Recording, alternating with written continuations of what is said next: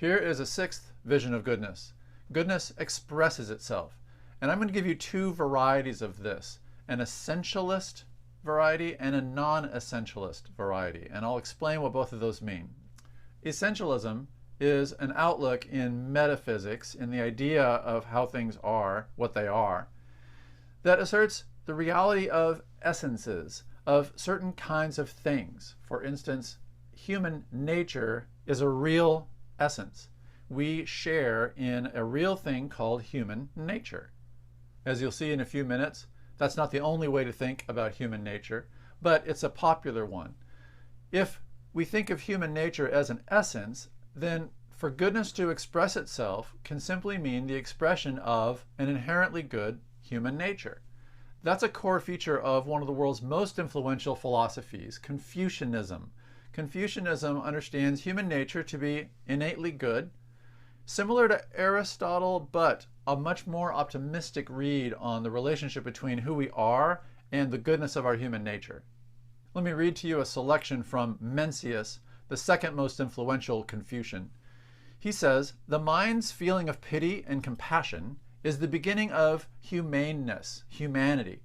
The Chinese word ren is just the word for human beings. So our feeling of pity and compassion is the beginning of the expression of our true human nature.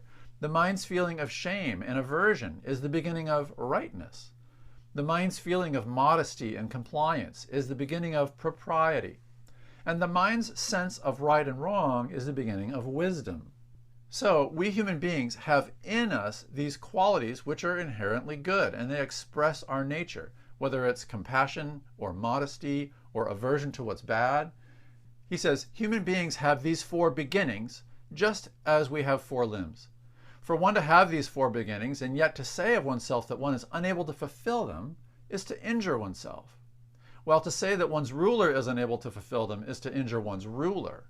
You might hear in this language an echo of the virtue of self-esteem, of thinking rightly about one's own goodness, thinking rightly about the goodness of one's ruler. This is to affirm our humanity and the goodness in it. When we know how to enlarge and bring to fulfillment these four beginnings that are within us, it will be like a fire beginning to burn or a spring finding an outlet. If one is able to bring them to fulfillment, they will be sufficient to enable him or her to protect all within the four C's. If one is not, they will be insufficient even to enable that person to serve as parents. So we need to find ways to express and develop the goodness that's in us. And as we do, we will become more and more truly who we are. We will be expressing our own humanity. And that will give us the power to exist well with one another, to serve our parents, to master the world, really. So here's where all this lands on Mount Fuji. The fog we're in, according to Confucianism, is when we are being untrue to our own natures, when we are being inauthentic. That leads us to a state of internal disorder and external disharmony, alienation, self-alienation, right? Alienation from ourselves and alienation from those around us, including our rulers. Well, the goal is self-realization. The goal is to develop the potential in us, the beginnings in us, of the human qualities that make us human in the first place. This sounds a lot like Aristotle. So, to go up Mount Fuji, to get to the goal of human behavior, is to develop more fully the potentials, the beginnings of our humanity that are already in us. We can call that self-expression because what we are expressing is what's truly inside us and makes us human. And the culmination of that is self-realization, when we come into our true potential as human beings. How is this different from Aristotle? Well, for one thing, Aristotle thinks virtues are means between vices. So instead of just pushing the gas pedal, so to speak, and continuing to develop the goodness that's already inside us, we need ways of taming and arbitrating between inward qualities that, left to their own extremes, would destroy us. So you really can't say that Aristotelian virtue is simply developing the beginnings that are in us.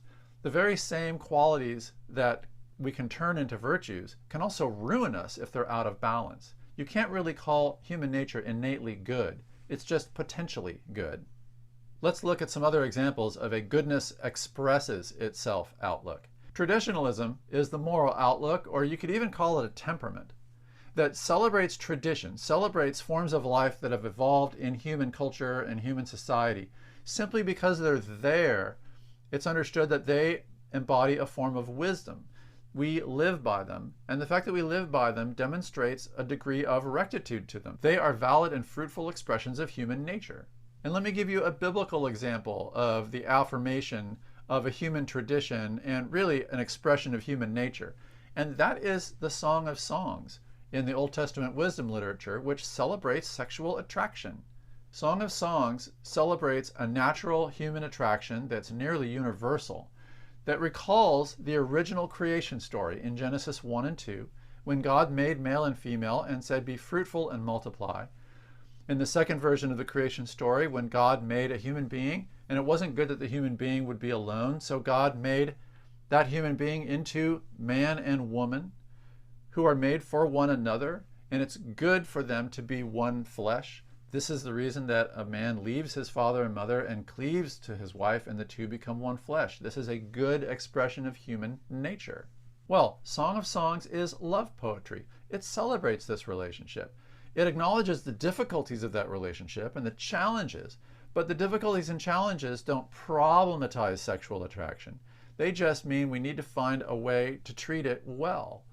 Daughters of Jerusalem, don't awaken love until it so desires. That's the continued refrain of Song of Songs. Don't push it, but celebrate it when it's natural and appropriate. Well, that probably sounds great, but traditionalism has its frustrations, as anyone who's tried to live by it already realizes.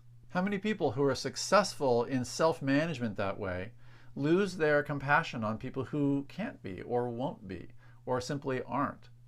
Traditionalism can become stale and uncreative, and the cultivation of virtue in a Confucian ethic or a similar one can become formulaic and unimaginative. Just follow the steps the teacher laid out to find harmony with others in your social relationships, harmony in your own self, and if you follow the formula, it'll succeed. Well, that does not beget a culture of creativity or innovation, and those qualities can also arguably be called human nature. We are a very inquisitive species.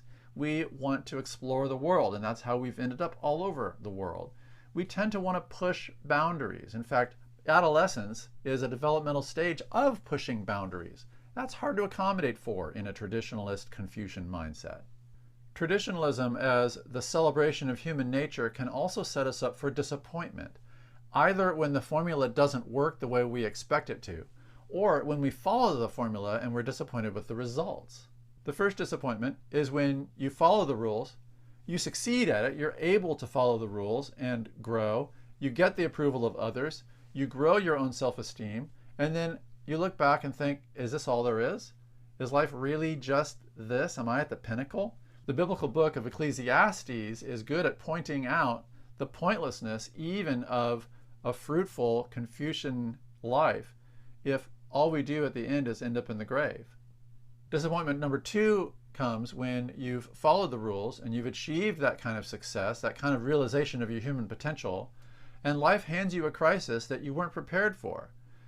Maybe it's a difficult relationship with a family member that you can't just walk away from, but you also can't live in harmony with. Or maybe it's a natural disaster, like an illness or a death in the family that rocks your world. Disappointment number 3 is when you try to follow the rules and achieve your human potential, but limitations keep that from happening. Maybe you have character flaws that sabotage your own best efforts. Or maybe you have conditions, maybe even mental illness, which saps your ability to do the kinds of things that Confucius is talking about. Or maybe you've grown up in circumstances, family circumstances, social or economic or political circumstances, which have been so traumatizing, so misshaping, that just coping with them saps your ability to realize your whole human potential. Maybe you would love to follow rules and sit patiently, but you have an attention deficit disorder that makes that very difficult. Or maybe you have a mood disorder, which brings disharmony into your life in a way you don't want but can't overcome. The advice that traditionalists often offer people that are suffering in those situations can often add insult to injury. Well, just help yourself. Just pull yourself out of it. Well, if you don't have the capacity to do that, how is it done? Modern Freudian psychology rooted this conflict, this inability to be the good people that Confucius tells us to be, in human nature itself. We don't just have a rational superego that can control us and help us cultivate our goodness. We also have an id, an irrational nature within us. And when that expresses itself, it shows up as a death wish, or it shows up as an uncontrolled sexual desire. Freud thinks the proper management of our human nature is not just to grow the beginnings like springs finding their outlets. A proper human life is to mediate between the id and the superego by the exercise of our will, our ego, our self. Whatever you think of Sigmund Freud's psychology, whether you're a fan or not, that psychology emerges from a frustration with an overly simplistic model of human nature where we are simply good and need to express ourselves in the right way in order to be healthy. It's more complicated than that. The frustrations of a goodness expresses mindset can then tempt us to take shortcuts, just like every other vision has. That'll work.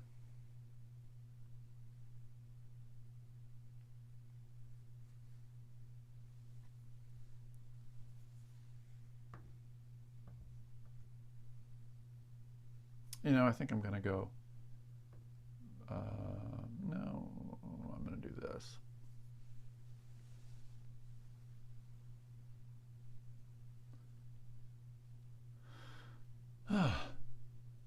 Many rule followers, a number of rule followers succeed in following the outward rules, the constraints from the culture, etc., but they never really internalize the mindset. So they live lives of outward conformity, which look virtuous, which look harmonious, but inwardly they're conflicted, they're repressed. Of course, Freud had a lot to say about this. So did Jesus, when he described the Pharisees as whitewashed tombs. What Jesus meant by that was, you Pharisees, you have a great public image. You have learned the rules and you're living them out. However, internally, you're still a mess. You're still unclean. You're still unredeemed. You really haven't realized the potential that God would desire for you, although your outward lives look as if you have. Outward virtue has its rewards, and the rewards of good behaviors can end up tempting us to pursue just the rewards, whether or not we keep engaging in the behaviors. So maybe I follow the rules and that gets me rewards, and that deteriorates into a goodness gets mindset, as I learn to value the rewards of virtue, but not the virtues themselves. If those rewards are social affirmation, then I can get away maybe with virtue signaling, with looking like I care without actually caring. And I care more about the rewards of that validation than I do about whether I'm helping people. Or maybe I've been raised with the notion that if I'm good, I will prosper. That actually is the lesson of the book of Proverbs, right? If we do well, it'll come back to us. I can grow up internalizing the lesson that the reason to be virtuous is for the rewards of virtue, prosperity, peace, harmony, and then I can get more interested in the rewards than the goodness that brings them. A lot of idealists in the 1960s turned into materialists in the 1970s and 80s. A lot of idealists in the 1960s committed to a vision of humanity at its best and committed to self-realization of their full human potential. A lot of those idealists became materialists in the 70s and 1980s. Why is that? Well, for whatever set of reasons, it was a shortcut that they couldn't resist taking, not only individually, but as a culture.